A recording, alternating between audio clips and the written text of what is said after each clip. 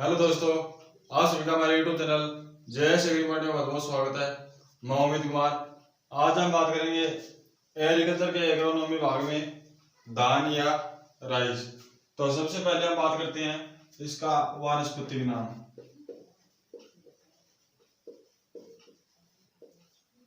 वानस्पतिक नाम, तो धान का वानस्पतिक नाम क्या है? Oryza sativa. क्या है? Oryza sativa. धान का वैज्ञानिक नाम ओराइजा सटाइवा। बात करें कुल की, तो धान का कुल है ग्रेमिनी या पोएसी। ग्रेमिनी या पोएसी। गुणसूत्र संख्या की बात करते हैं। गुणसूत्र संख्या, तो गुणसूत्र संख्या इसमें कितनी है? 2n बराबर 24। 2n बराबर 24। अगर n की बात करें तो गुणित की बात करें तो इसमें कितना होंगे? 12। कितना होंगे? 12 होंगे। अगला क्वेश्चन है उत्पत्ति स्थल। उत्पत्ति स्थल क्या है इसका? इंडोबर्म, या हम कह सकते हैं दक्षिणी पश्चिमी एशिया। दक्षिणी पश्चिमी एशिया। क्या है? दक्षिणी पश्चिमी एशिया। अब अगर हम बात करें कि ओराइजा इसका क्या है, तो ओराइजा इसका वंश है और सटाइवा क्या है? जाति है। क्या है? ओराइजा इसका वंश है और सटाइवा इसकी जाति है। अब बात करते हैं विश्व में सर्वाधिक, विश्व में सर्वाधिक धान। तो विश्व में सर्वाधिक धान कहाँ होता है? सर्वाधिक धान के लिए धान का क्षेत्रफल। तो धान का क्षेत्रफल कहाँ है? भारत में। कहाँ है? भारत में।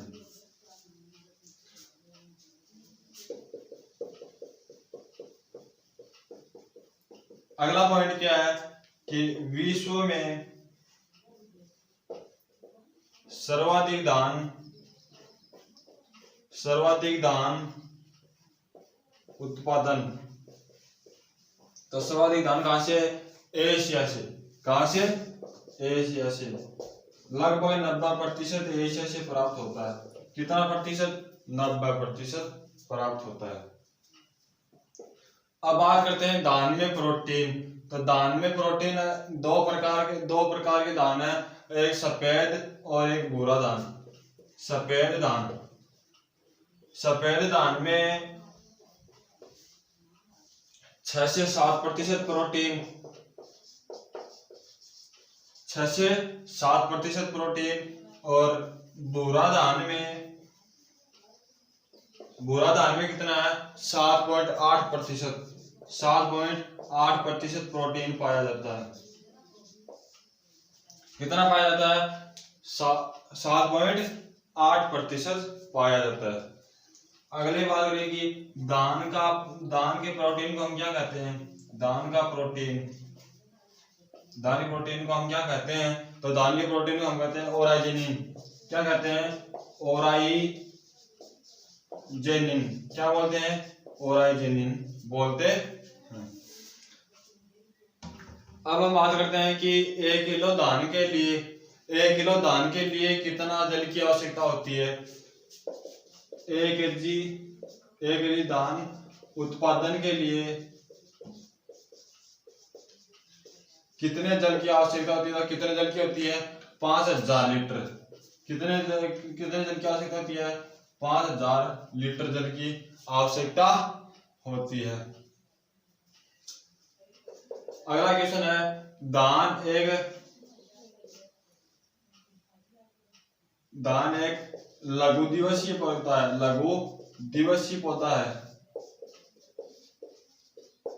लघु दिवसीय पौधा है। लघु दिवसीय यानी क्योंकि इसे 10 घंटों से अधिक प्रकाश की आवश्यकता होती है। 10 घंटों से अधिक प्रकाश की आवश्यकता होती है। कितने प्रकाश की आवश्यकता होती है? 10 घंटों से अधिक प्रकाश की आवश्यकता होती है। अर्थात ये कौन सा पादप है? शीतली पादप है। कौन सा है? शीतली पादप है।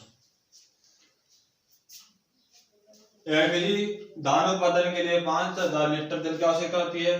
धान एक लघु दिवसीय पौधा है क्योंकि इसे 10 घंटों से अधिक प्रकाश की आवश्यकता होती है, अर्थात शीतली पादप है।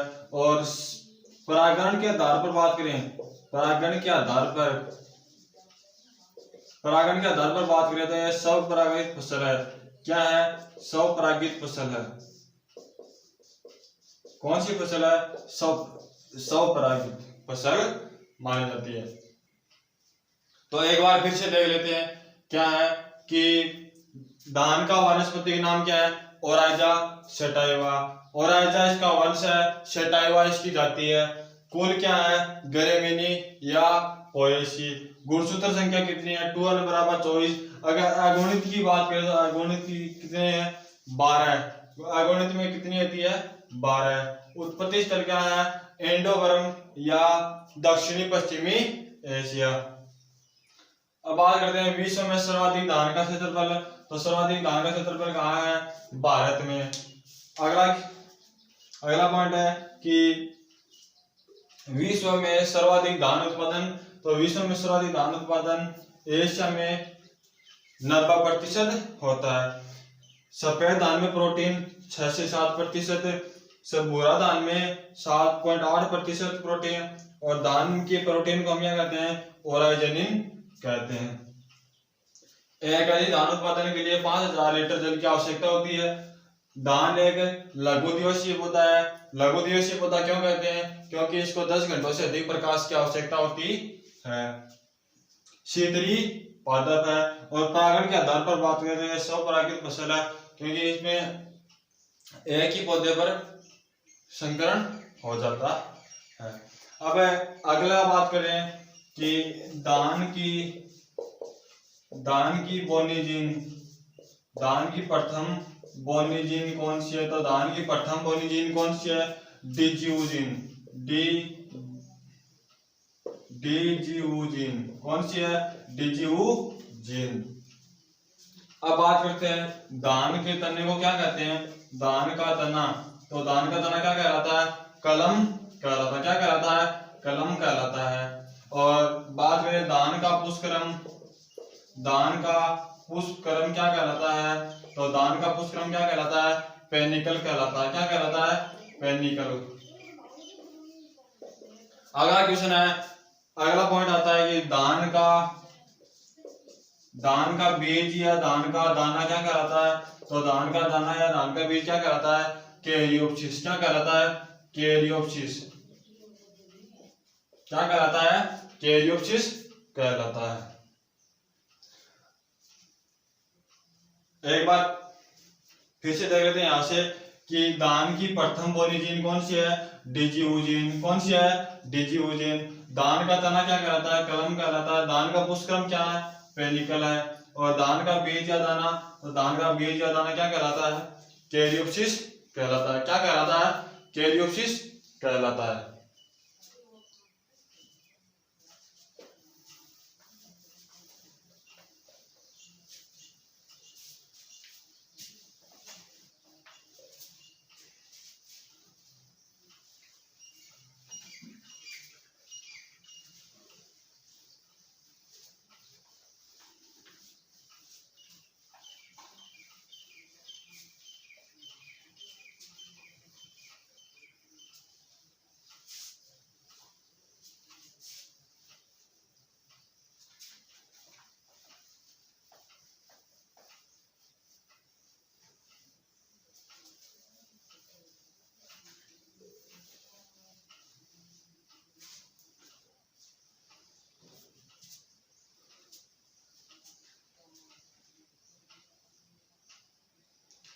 अब आगे बढ़ते हैं। धान में सुगंध किसके कारण आती है? तो धान में सुगंध आती है डाई एसिटाइल 1 प्रोपेलाइन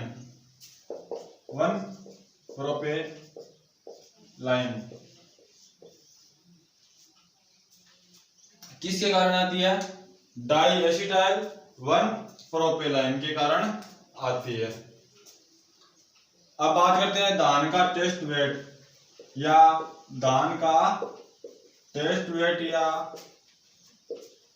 परीक्षण भार। तो धान का टेस्ट वेट कितना है? 25 ग्राम। अगर हम बात करते हैं बासमती धान की, बासमती धान का टेस्ट वेट, तो बासमती धान का टेस्ट वेट कितना है? 21 ग्राम। 21 ग्राम 1000 बीजों का ये भार माना जाता है। एक और आता है वो 100 का है।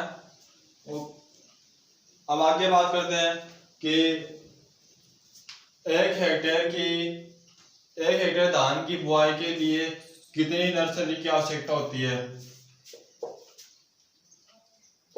एक हेक्टेयर धान की बुआई के लिए नर्सरी की आवश्यकता, नर्सरी का क्षेत्रफल बात कर लेते हैं। नर्सरी का क्षेत्रफल होना चाहिए, कितना होना चाहिए? 1000 वर्ग मीटर। कितना होना चाहिए? 1000 वर्ग मीटर होना चाहिए। कितना होना चाहिए?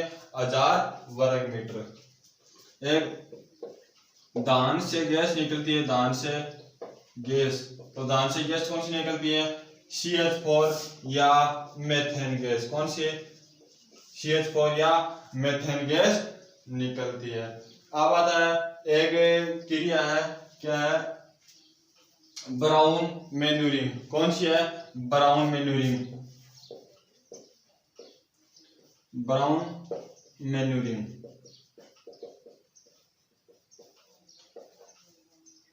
ब्राउन मैन्यूरिंग क्या है कि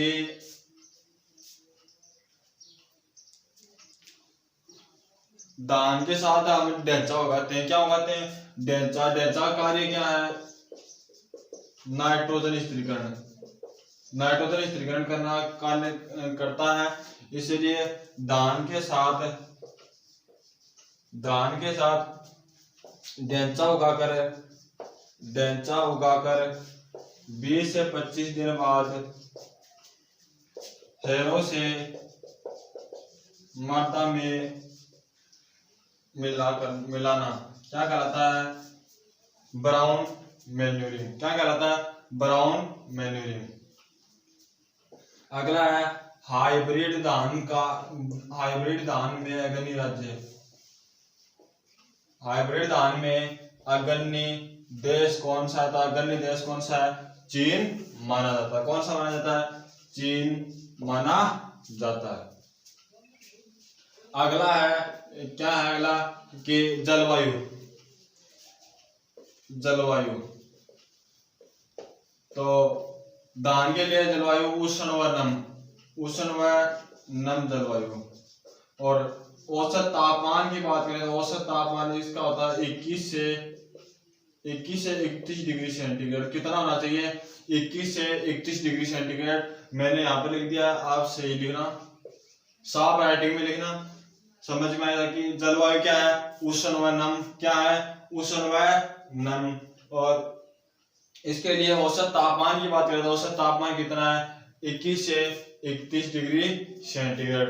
एक बार फिर से देख लेते हैं कि धान में सुगंध है, तो धान में सुगंध किसके कारण आती है? धान में सुगंध आती है डाई एसिटाइल 1 प्रोपेलाइन। किसके कारण आती है? डाई एसिटाइल 1 प्रोपेलाइन के कारण आती है। धान का टेस्ट वेट या परीक्षण भार कितना होता है? तो धान का टेस्ट वेट या परीक्षण भार होता है, कितना होता है? 25 ग्राम। कितना? 1000 बीजों का भार होता है। बासमती धान की अगर बात करें तो बासमती धान का कितना होता है? 21 ग्राम, क्योंकि इसके दाने पतले होते हैं। अब बात करते हैं एक हेक्टेयर धान की बुआई के लिए नर्सरी का क्षेत्रफल है। तो एक 1 हेक्टेयर धान की बुआई के लिए 1000 मीटर स्क्वायर या 1000 वर्ग मीटर नर्सरी की आवश्यकता होती है। धान में कौन सी गैस निकलती है? इंपॉर्टेंट क्वेश्चन है। धान से मीथेन गैस निकलती है। ब्राउन मैन्योरिंग पूछा जा सकता है कि ब्राउन मैन्योरिंग किससे संबंधित है? भैया ब्राउन मैन्योरिंग संबंधित है, आपके पास ऑप्शन मिल जाएंगे, 4 फसल दी होगी, उसमें से धान है, धान का भी 1 नंबर होगा, तो कौन सा होगा? सही आंसर क्या होगा? धान। धान किसे कहते हैं ब्राउन मैन्योरिंग? तो धान के साथ ढेंचा उगाकर जब 20 से 25 दिन की हो जाती है तब हेरो कर या कुछ भी कोई भी साधन चलाकर वो उसको मिट्टी में मिला दिया जाता है, जिसके कारण नाइट्रोजन स्थिरीकरण होता है। बाद में अगर हम दूसरी फसल लेते हैं तो उसको बहुत ही लाभदायक लाभ होगा, क्योंकि इसमें मृदा में नाइट्रोजन की मात्रा बढ़ जाएगी। अगला है हाइब्रिड धान में अग्रणी देश। तो हाइब्रिड धान में अग्रणी देश कौन सा है? चीन माना जाता है। अगला है जलवायु। तो धान के लिए जलवायु उष्ण व नम, और औसत तापमान की बात करें तो औसत तापमान 21 से 31 डिग्री सेंटीग्रेड तापमान होता है। अब हम बात करते हैं भारत में सर्वाधिक क्षेत्रफल वाले राज्य। भारत में धान के लिए सर्वाधिक क्षेत्रफल वाले कौन से? पश्चिमी बंगाल,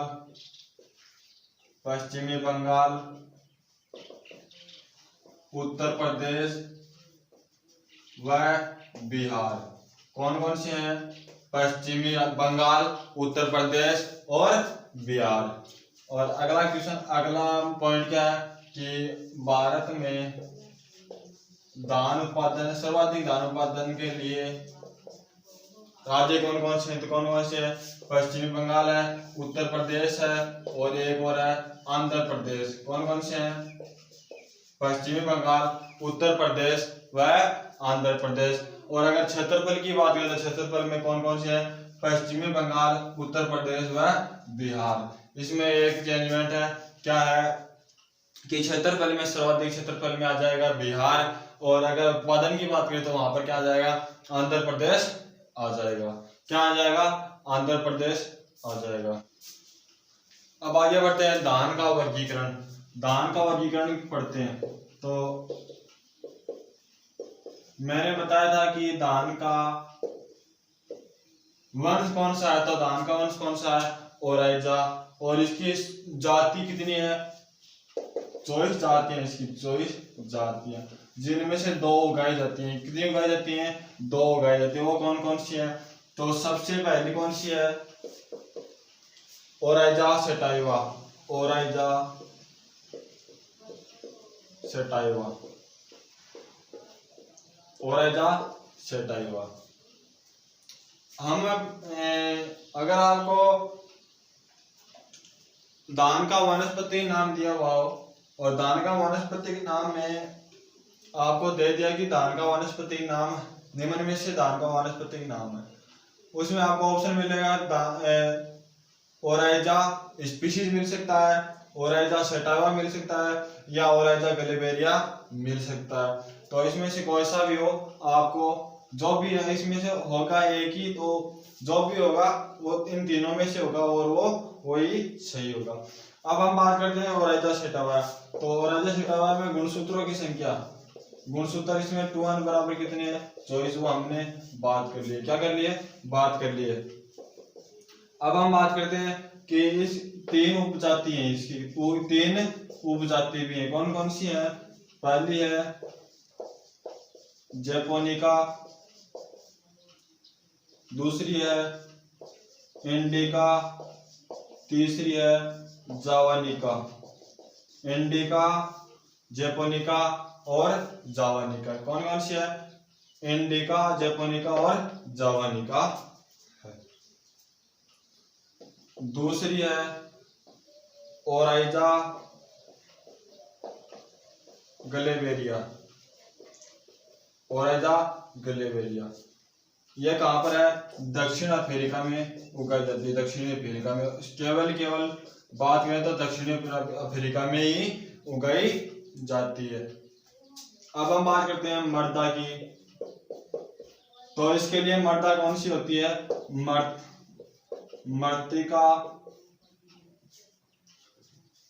मर्तिका दोमट, या और कौन सी मटियार दोमट बोल सकते हैं, मटियार दोमट हो सकती है।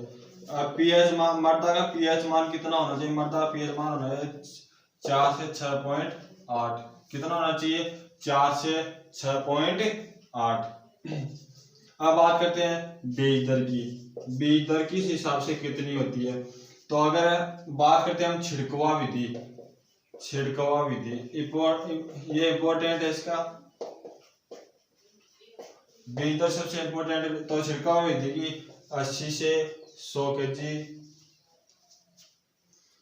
और एक और आता है कौन सा है, ड्रिलिंग मशीन द्वारा बात करें तो 60 से 80 kg। कितनी है, 60 से 80 kg। हाइब्रिड की बात करें, हाइब्रिड धान, तो हाइब्रिड धान की होती है 15 से 20।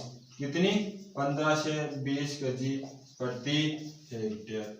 अब एक और ये डेपोग विधि, कौन सी है, डेपोग विधि। डेपोग विधि में क्या है, 3 kg प्रति हेक्टेयर। कितनी है, 3 kg प्रति हेक्टेयर की दर से। और डेपोग विधि में लगभग 25 से 30 मीटर स्क्वायर वर्ग मीटर इसकी नर्सरी की आवश्यकता होती है। और क्या है इसकी, अगर पौधे से पौधे या पंक्ति पंक्ति दूरी बात करें तो R इंटू पी कितनी होती है, 20 इंटू 10। कितनी होती है, 20 इंटू 10 होती है। एक बार फिर से देख लेते हैं धान का वर्गीकरण। धान का वर्गीकरण में हमने बात की कि धान का वंश कौन सा है, ओरैजा। जातियां कितनी है, 24, जिनमें से कितनी उगाई जाती हैं, 2 उगाई जाती हैं। कौन कौन सी, ओरैजा सेटावा और ओरैजा गलेवेरिया। आज मौसम थोड़ा खराब है, लाइट भी नहीं है, इसलिए आज थोड़ा कम दिखाई देगा, उसके लिए सॉरी। तो ओरैजा सेटावा का गुणसूत्र की संख्या कितनी है, 12 बराबर 24। उपजाति कौन कौन सी है, जैपोनिका, इंडिका और जावानिका।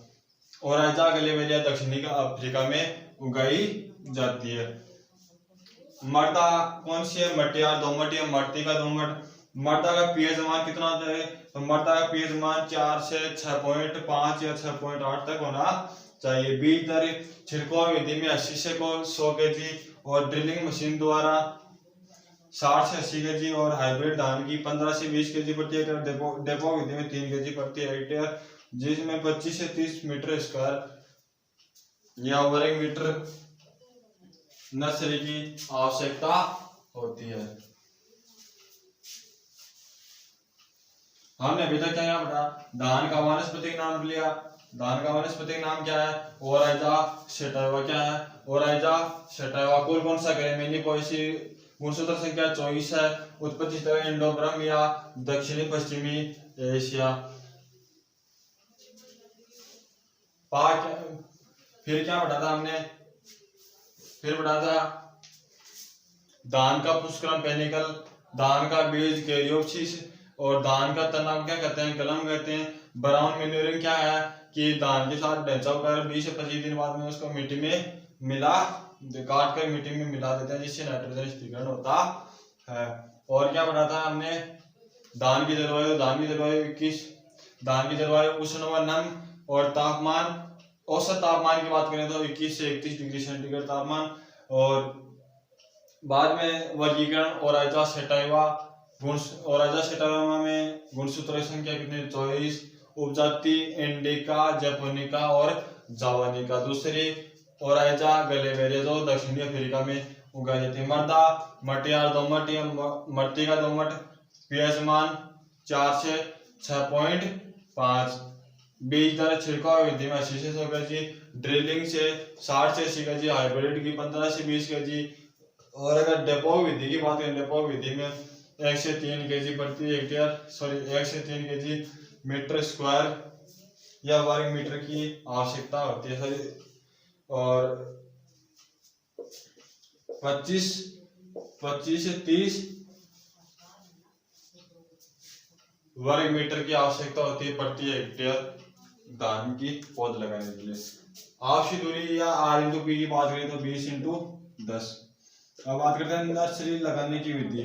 नर्सरी लगाने की विधियां, नर्सरी लगाने की दो विधियां हैं। इसके अलावा दो के अलावा एक और है श्री विधि। श्री विधि अब हम बात करते हैं कौन सी, डेपोग विधि। कौन सी, डेपोग विधि। तो डेपोग विधि कहां से विकसित की गई? IRRI Philippines, Philippines, IRRI Philippines से विकसित की गई, जिसमें 3 kg प्रति वर्ग मीटर में बीज की आवश्यकता होती है। कितनी होती है? 3 kg प्रति वर्ग मीटर की आवश्यकता होती है। और क्या था? 25 से 30 वर्ग मीटर नर्सरी प्रति हेक्टेयर के लिए। कितनी? 25 से 30 वर्ग मीटर नर्सरी प्रति हेक्टेयर के लिए। और जब 11 से 14 दिन की बीज लगाने के बाद 11 से 14 दिन के पौध हो जाती है तो उसके बाद उसकी रोपाई कर सकते हैं। 11 से 14 दिन की रोपाई कर सकते हैं। 25 से 30 वर्ग मीटर की आवश्यकता होती है 1 हेक्टेयर के लिए और 3 kg बीज प्रति वर्ग मीटर के लिए। अगर हम बात करें, एक क्वेश्चन ये भी आ सकता है, हमने तो वर्ग मीटर की बात कर ली, और अगर आपको दे देगा कि 1 हेक्टेयर के लिए धान की डेपोग विधि के द्वारा बीज दर, तो कितनी वर्ग मीटर की आवश्यकता है? 25 से 30। अगर 25 है तो 75 kg या 30 है तो 90 kg। 90 kg 75 से 90 kg बीज की आवश्यकता होती है। अब दूसरी विधि है गिल्ली क्यारी विधि। कौन सी है? गिल्ली क्यारी विधि। कौन सी विधि है? गिल्ली क्यारी विधि। गिल्ली क्यारी विधि में क्या है? गिल्ली क्यारी विधि में जब पौध 25 से 30 दिन की हो जाती है तब लगाते हैं। कितनी? 25 से 30 दिन की। और लगभग 40 से 60 kg बीज की आवश्यकता होती है। कितनी? 40 से 60 kg बीज की आवश्यकता होती है। अब हम बात करते हैं डेपोग विधि में किस प्रकार से हम करते हैं। तो डेपोग विधि में हम जब बीज को लेकर किसी भी बोरिया या उस पर डाल देते हैं और नियमित अंतराल पर पानी देते हैं तो वहां पर ये धान उग आता है।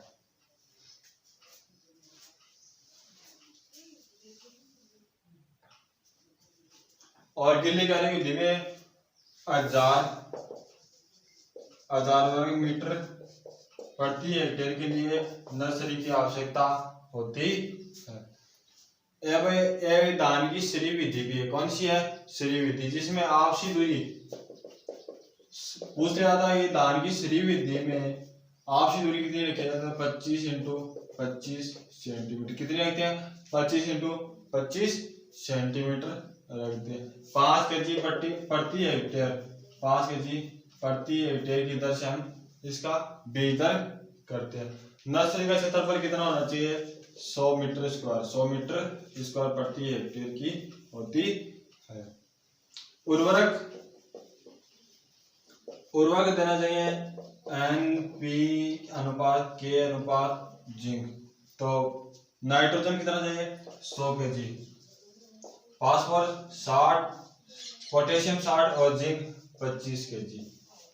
100, 60, 60 और 25 कितना देना चाहिए? 100 kg नाइट्रोजन, 60 kg फास्फोरस और 60 kg पोटेशियम और 25 kg जिंक देना चाहिए।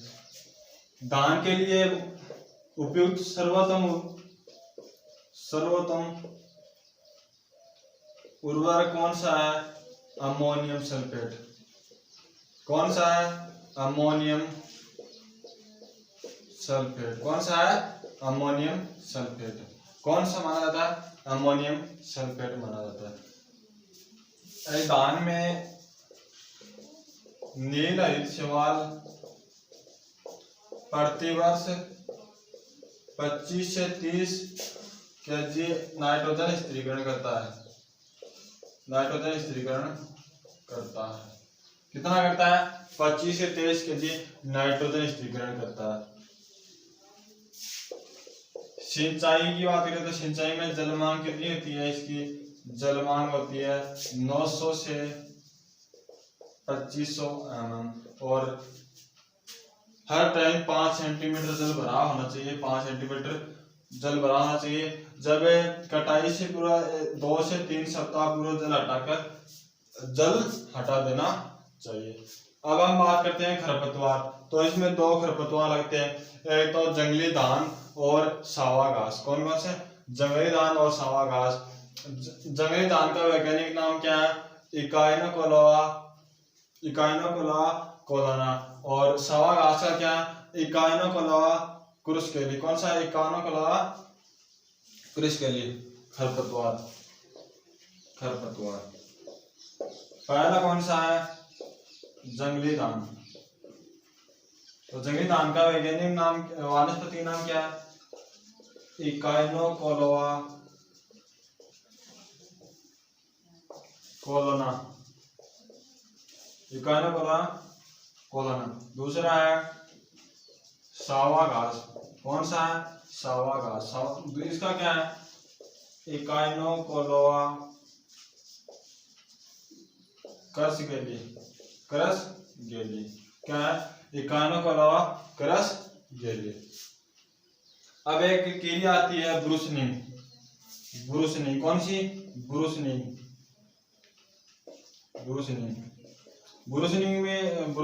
क्रिया किससे संबंधित है? क्वेश्चन आ सकता है। तो किससे संबंधित है? धान से। इसमें क्या करते हैं? धान में उगे हुए सभी खरपतवारों या अन्य पौधों को हटाना क्या कहलाता है? ब्रूसनिंग कहलाता है। क्या कहलाता है? ब्रूसनिंग कहलाता है।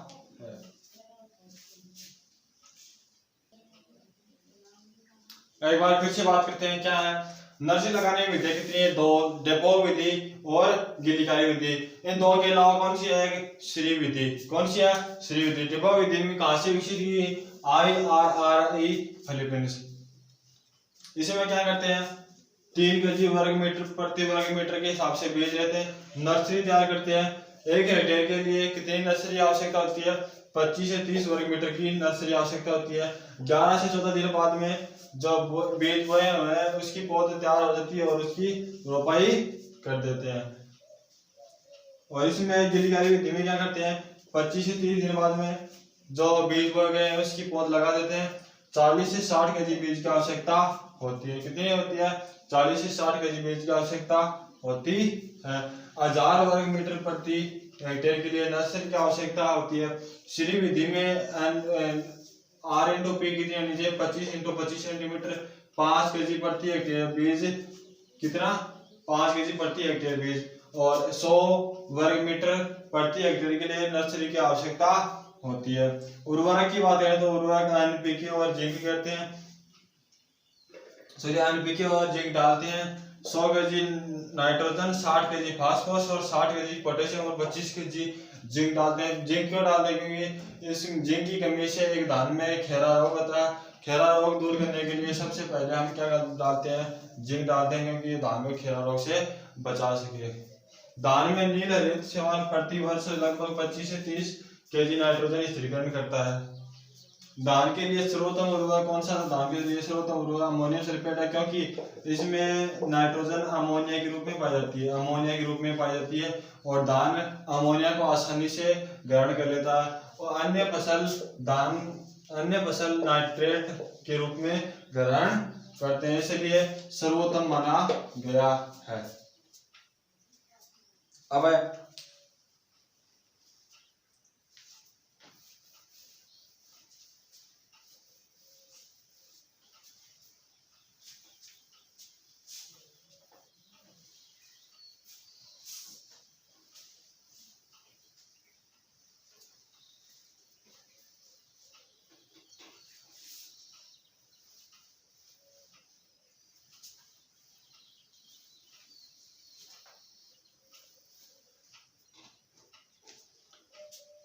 बात करते हैं खरपतवारों को नष्ट करने के लिए खरपतवारनाशी किसकी बात करते हैं? खरपतवारनाशी। तो सबसे पहला एक आता है प्रोपेनिल, सबसे महत्वपूर्ण प्रोपेनिल। सबसे अधिक उपयोग में धान में सर्वाधिक उपयोग किया जाने वाला, धान में सर्वाधिक उपयोग किसका किया जाता है? प्रोपेनिल का किया जाता है। और दूसरी बात इसकी बहुत ही अच्छी बात यह है कि धान में सिर्फ एक ही खरपतवारनाशी ऐसा है कि रोपाई के बाद करते हैं या बुआई के बाद, बुआई के बाद सॉरी बुआई के बाद नहीं, अंकुरण के बाद या रोपाई के बाद करते हैं इसका उपयोग। और अन्य सभी का कैसे करते हैं? पहले करते हैं। और इसकी जब धान में 3 से 4 पत्तियां आ जाती हैं, धान में 3 से 4 पत्तियां आ जाती हैं, तो इसका प्रयोग तब करते हैं। अब दूसरा आता है बेंथियोकार्प। कौन सा आता है? बेंथियोकार्प। लगभग 2 kg प्रति हेक्टेयर और 2 kg प्रति हेक्टेयर। और इसका उपयोग बुआई से पहले या अंकुरण से पहले। तीसरा कौन सा है? ब्यूटाक्लोर। कौन सा है? ब्यूटाक्लोर। इसकी 1.5 kg मात्रा लेते हैं, 1.5 kg प्रति हेक्टेयर की दर से 1.5 kg मात्रा लेते हैं। एक और है नाइट्रोफेन भी काम में लेते हैं। कौन सा है? नाइट्रोफेन। इसका उपयोग भी बुआई से पहले या अंकुरण से पहले इसका उपयोग करते हैं। इसका भी बुआई से पहले व अंकुरण से पहले उपयोग करते हैं। अब हम बात करेंगे धान की किस्में। सबसे महत्वपूर्ण टॉपिक किसका आता है? धान की किस्में। सबसे महत्वपूर्ण टॉपिक यही है। तो इसमें बात करते हैं राजस्थान के द्वारा निकाली गई किस्म। तो राजस्थान के द्वारा कौन सी किस्म निकाली गई? साई सुगंधा। कौन सी? साई सुगंधा। कौन सी किस्म निकाली गई थी? साई सुगंधा। अब सूखा सहनशील की बात करें, सूखा सहनशील की किस्म कौन सी है? सूखा सहनशील किस्म कौन सी है? एक तो बाला, साकेत और कंचन। कौन सी है? बाला, साकेत, कंचन। बाला, साकेत, कंचन। भारत की प्रथम बोनी किस्म।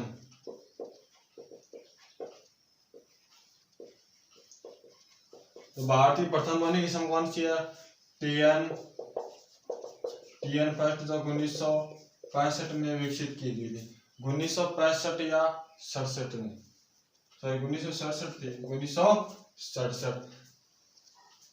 अगली किस्म है मोस्ट इंपोर्टेंट क्वेश्चन है, विश्व का जादुई धान। विश्व का जादुई धान किसे कहते हैं? तो विश्व का जादुई धान किसे कहते हैं? IR8 किस्म को, IR8 किस्म को जादुई धान कहते हैं। और भारत का जादुई धान, भारत का जादुई धान, तो भारत का जादुई धान किसे कहते हैं? जया किस्म को। जया किस्म को डॉक्टर शास्त्री के द्वारा विकसित की गई थी। अब धान की उत्परिवर्तित किस्म, धान की उत्परिवर्तन किस्म, तो धान की उत्परिवर्तन किस्म है जगन्नाथ एवं राजेश्वरी। कौन सी है? जगन्नाथ एवं राजेश्वरी। सीधी बुआई हेतु किस्म, तो सीधी बुआई हेतु किस्म कौन सी है? बाला। कौन सी है? बाला। सीधी बुआई हेतु है। और लवणता प्रतिरोधी लवणता प्रतिरोधी किस्म। तो लवणता प्रतिरोधी किस्म कौन सी है? तो लूणी श्री एवं IR8। कौन सी है? लूणी श्री एवं IR8। एक बहुत ही इम्पोर्टेंट क्वेश्चन है, इम्पोर्टेंट क्वेश्चन भी है, याद होने वाला है कि धान की सबसे अधिक जल की आवश्यकता वाली किस्म कौन सी है? जलमग्न। कौन सी है? जलमग्न। जलमग्न ऐसी किस्म है, ये तो नाम पर याद हो जाएगी कि जलमग्न धान की ऐसी किस्म है जिनको जल की आवश्यकता सबसे अधिक होती है। अगली है विश्व की प्रथम संकर किस्म। तो विश्व की प्रथम संकर किस्म कौन सी है? PRH10। PRH10। भारत की बात करें, भारत की प्रथम संकर किस्म, तो भारत की प्रथम संकर किस्म कौन सी है? CORH first. CORH first. कौन सी है? CORH first. और एक किस्म है पूसा बासमती। पूसा बासमती कहाँ से विकसित की गई? तो IARI नई दिल्ली के द्वारा विकसित की गई। ब्लास्ट रोग प्रतिरोधी किस्म, धान का ब्लास्ट रोग प्रतिरोधी किस्म कौन सी है? साबरमती। कौन सी है? साबरमती। धान की ब्लास्ट रोग प्रतिरोधी किस्म साबरमती। रबी व खरीफ दोनों फसलों में उगाई जाने वाली किस्म, दोनों फसलों में उगाई जाने वाली किस्म कौन सी है? यह तो हेमा, दूसरी राजेश्वरी। हेमा और राजेश्वरी।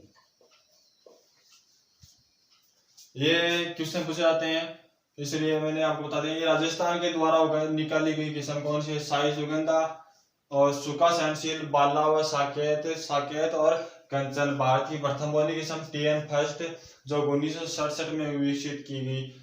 विश्व का जादुई धान IR8 की किस्म कहते हैं। भारत का जादुई धान जया जो डॉक्टर शास्त्री के द्वारा विकसित की गई। धान की परिवर्तन किस्म जगन्नाथ एवं राजेश्वरी। सिद्धि बुआई हेतु बाला। लवणता प्रतिरोधी लूणी श्री और IR8। धान की सबसे अधिक जल की आवश्यकता वाली जलमग्न। विश्व की प्रथम संकर किस्म PRH10। भारत की प्रथम संकर किस्म CORH फर्स्ट। पूसा बासमती कहाँ से विकसित गई? IARI नई दिल्ली। ब्लास्ट रोग प्रतिरोधी किस्म साबरमती। रबी व खरीफ दोनों फसलों में उगाई जाने वाली हेमा और राजेश्वरी। कौन सी? हेमा और राजेश्वरी।